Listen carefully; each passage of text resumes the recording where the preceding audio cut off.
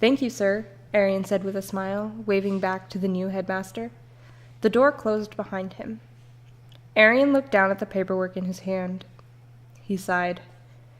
Marlowe Academy. He made his way down the empty hallways slowly, reading as he walked. He had to hide this in his textbook or something. If Skye knew he was planning on going to Marlowe. He screwed his eyes shut at the thought of her tearing up.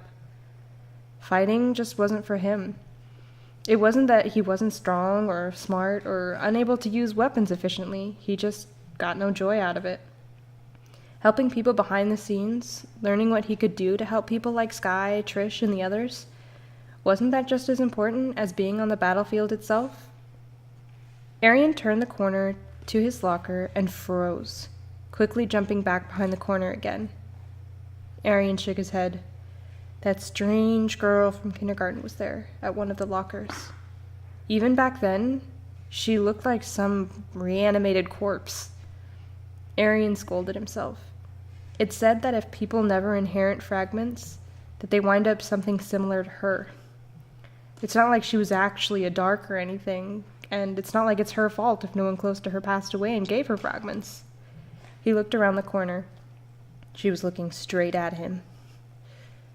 Of course she was. He just made a little bit of a scene. Why did she have to be so creepy?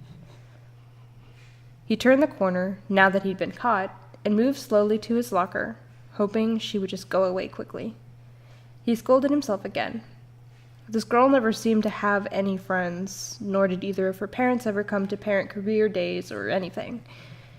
It kind of made him sorry for her. He glanced up to see if she was still looking at him. She was. He tried to think of some conversation starter. He glanced to the papers in her hand. They were the only two not in classrooms at the present moment. So, did you pick up the application too? He watched her for a moment, then turned to open his locker. Somehow, he was dreading the sound of her voice or what she'd say. He did his best not to look as tense as he felt. No. The voice was higher than he expected, but it was void of emotion. A normal answer. Despite best efforts, he was really tense. His shoulders dropped significantly. He pulled open his locker and pulled out a textbook he didn't use often, half turning to the girl, looking at her. He thanked his stars. His voice was strong and unwavering. You didn't get in trouble, did you? He asked. The girl turned and looked at him, her face just as vacant as her voice. She turned back to her locker, pulling out a notebook and a textbook. No. Another short answer. He waited a moment, but she offered no follow-up. Arian wasn't sure how to communicate with someone who didn't seem like she wanted to talk. He hid his papers in his textbook and closed his locker. He turned to say goodbye, surprised when she was turned to face him, somewhat closer to him, and her locker was closed. It's a weapon design. It took a moment for Arian to collect himself. You don't have one yet? Students were required to have a design upon it being accepted into the school. That information was turned in with the uniform sizes.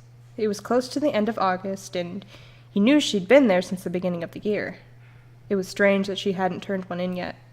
It took a while for the weapon makers to accurately translate the drawing into an actual functioning weapon. No. Arian's thoughts raced.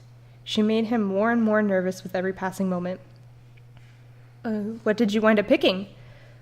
The girl stared for a moment, then she left wordlessly. He watched after her. He wondered if he had offended her somehow.